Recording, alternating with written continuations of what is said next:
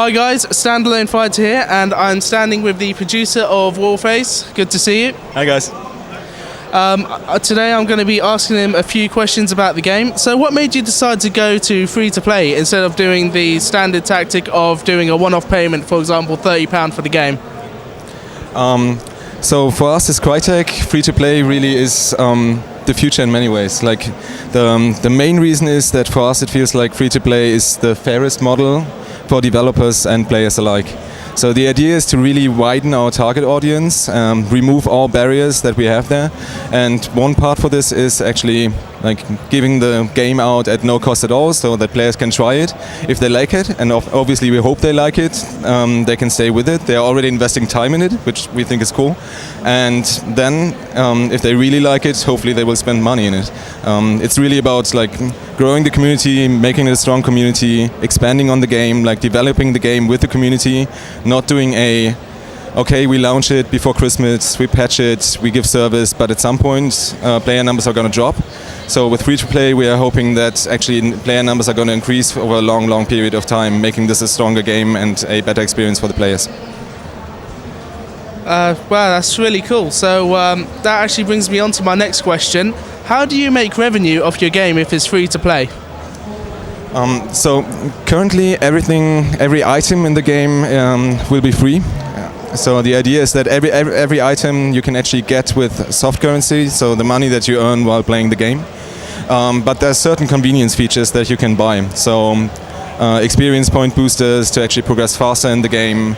There's revive coins for the co-op mode, so you can instantly revive your player. There's special box sets that you can buy, and those items the players really like so far. The game is already live in Russia, and we see that those items are really the best-selling items. And because you can buy in-game packages such as XP boost, do you think the game will become pay to win, or can the users still get to end-game content without having to pay loads of money just to get there? So yeah, the pay-to-win stigma is actually something that we are trying to stay away from as far as possible. So I mean, every time we talk about the game, the pay-to-win question comes up, and it's something that we are really careful about. So the idea is to really balance the game in a way that it's not pay-to-win at all. And that you can actually compete with other players, but that just progression, getting to certain weapons will be faster if you buy XP boosters. Okay, and in terms of gameplay style, will it be like Call of Duty where one skilled player can come in and absolutely kill everyone and win the team, just like Rambo? Or is this a team-based game where people have to cooperate with each other just to get a good score and to win? So it's a two-sided question. In general, one thing that is very important for us in Warface is that the experience is a social experience. So the game, we bring it to the Western markets together with Tryon, and it's going to be powered by our new social network Gface. So it's going to be social connectivity and playing together with friends. It's going to be a big part of it. So for the co-op missions, actually, if you could probably in theory play it alone. So we have a 5-player co-op mode. You could in theory play it alone, but you shouldn't try. Like, it's not going to be as much fun, and you'll have a hard time actually competing. So there are definitely no Rambo style whatsoever. And we have a lot of features in the levels, like co-op moves, and every class is a support class as well. So it's definitely going to be a much better experience if you play together with your friends. And then there's the competitive mode, 8 versus 8. And there you could potentially play alone if you wanted to, but again, it's not going to be as good an experience. And since this is going to be a free-to-play game, you're obviously going to have a large amount of people who play the game purely because of the fact that it's free. But quite a common problem of first-person shooter games, especially on PC, is all the hackers and aimbots. So how will you prevent aimbots just ruining the experience for other game players in general? So cheating we're taking very seriously, and as said, the game is already live in Russia, which is a, let's say, challenging market when it comes to hackers and aimbots and the likes, and we're doing pretty well there. So we're taking a lot of measures to actually prevent people from cheating, and we'll continue to expand on that. But again, as we're doing already pretty well in Russia, I think we'll be fine in the West. Are there any plans for any expansions or DLC packs for this game? And if so, will you be charging for them, or will they also be free to play? Love that question. So The main basis, so to say, of Warface is that it's a game as service kind of model.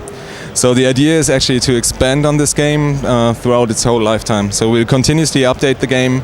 As said, in the co-op missions you have new missions every day, and we'll expand on those as well. You will already have a hard time actually running the same mission when you play the game. And we'll continue to expand on it, continue to add new game modes, new settings, and all this content will be for free. Yeah.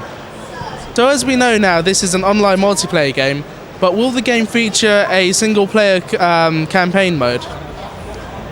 At the moment, we are not really planning on a single-player mode. Like, it's 5-player co-op is going to be a cinematic experience, and you can play it with 2 players. You can even play it alone, as said. But we're not planning on a single-player story mode only, because that's not what Warface is about. This is really about like playing together with your friends. And my final question: could I have a beta code? We are working on it. So the not completely satisfying answer is that we are working out how to deal with it.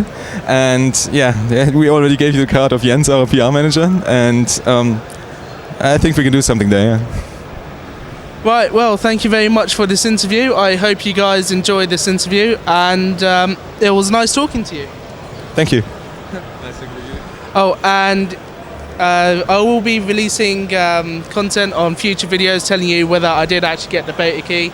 And in case I do get the beta key, I'll be giving it away as a prize to a follow-up video. Thank you for watching. I'm out. Bye. Thank you very much. Thank you.